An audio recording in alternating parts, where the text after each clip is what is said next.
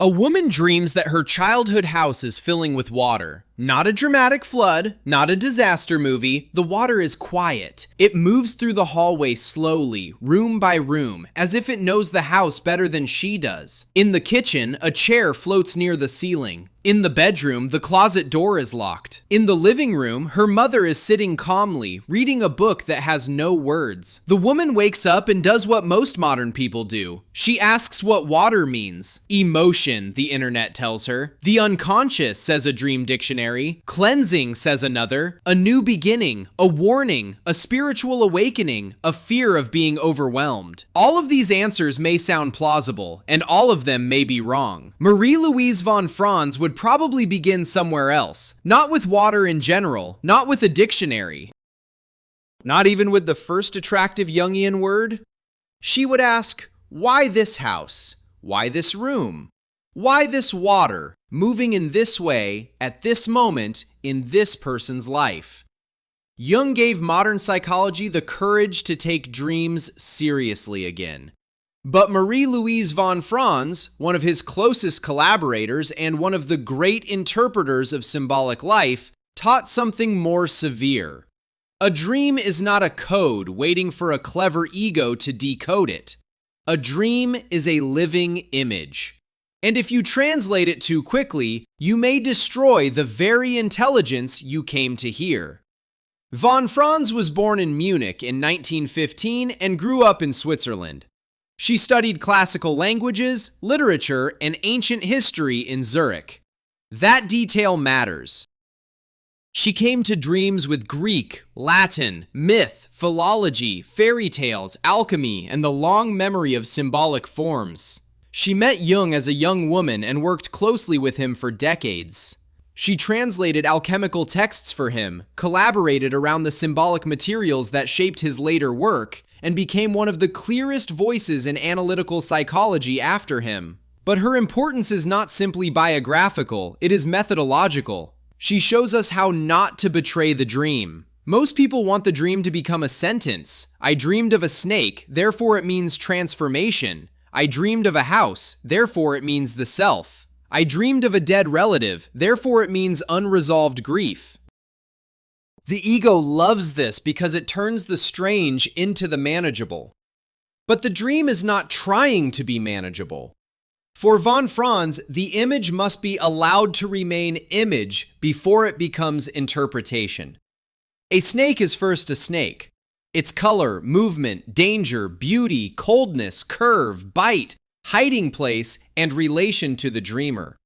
A house is first this house, not the abstract idea of house. A locked door is first a locked door. It resists you before it explains itself. This is where popular dream interpretation goes wrong. It treats symbols as if they were words in a private language. But dreams are closer to theater. They arrange characters, objects, moods, distances, thresholds, reversals. Meaning is not hidden behind the scene. Meaning is in the whole scene. That is why von Franz often worked through fairy tales. Fairy tales are not childish decorations added to psychology. For the Jungian tradition, they are unusually clean expressions of archetypal patterns. They are less personal than a private dream and less literary than a myth. They show the psyche speaking in old, simple, terrifyingly precise forms. The poor youngest son, the enchanted animal, the impossible task, the dark forest, the old woman, the treasure that cannot be reached directly. Von Franz used fairy tales because they preserve patterns that individual consciousness often cannot see. If this slower way of reading dreams feels useful, keep this channel close. The Jungian tradition after Jung is full of people who refuse to turn symbols into shortcuts. To understand von Franz, imagine 3 levels of reading. The first level is literal. The dreamer says, I dreamed of water in my childhood house. Maybe I am remembering my childhood. Maybe I am anxious. Maybe I watched something about floods yesterday. This level matters. Jungians are not supposed to float away from reality. The personal context has to be examined. What is happening in the dreamer's life? What did the house actually mean? What does water evoke personally? What emotion remained after waking? But if we stop there, the dream becomes only autobiography. The second level is symbolic. The house may show a structure of the psyche. Water may suggest unconscious material rising into an old pattern. The locked closet may show something kept away from consciousness. This is useful, but it is still dangerous if it becomes too neat. The third level is archetypal. Now the dream is placed beside older images, flooded houses, underwater rooms, descent into hidden chambers, mother figures who know more than they say, wordless books, thresholds that cannot yet be opened. Here, fairy tales, myths, and religious images become amplifications. They do not replace the dream. They surround it with relatives. Amplification is one of the great Jungian tools. It means you do not ask only, "What does this mean to me?" You also ask, "Where has humanity seen this image before? In what stories has a similar pattern appeared? What kind of psychic situation usually carries this shape?" But amplification is not decoration. It is disciplined comparison. Von Franz was good at this because she was not casual with symbols. She had the scholar's patience and the analyst's ear. She knew that an image can be damaged by too much cleverness. This is why a real dream interpretation often sounds less exciting than a dream dictionary at first. A dictionary gives you an answer immediately. Von Franz gives you a set of questions. What is the dramatic situation? Who is acting? Who is passive? What is above, below, inside, outside? What changes during the dream? What attitude does the dream correct? Where does the dream surprise the dreamer? What detail does the ego want to ignore because it does not fit the preferred interpretation? Jung believed that dreams frequently compensate the conscious attitude. Von Franz took this seriously. A dream does not always confirm what you already think. It often balances, corrects, mocks, deepens, or undermines it. If a person is too inflated, a dream may humiliate them. If they are too rational, a dream may flood them with irrational images. If they are too passive, a dream may show danger approaching. The dream is not your cheerleader. It may be your critic, your witness, your clown, your enemy that is secretly trying to save you from a worse enemy, your own one-sidedness. The dream is not a secret message from a wiser version of your ego. It is not always trying to help you become the person you already want to be. It may come from a part of the psyche that does not share your story. A man who believes he is generous may dream of stealing food. A woman who believes she is independent may dream of being carried by a stranger.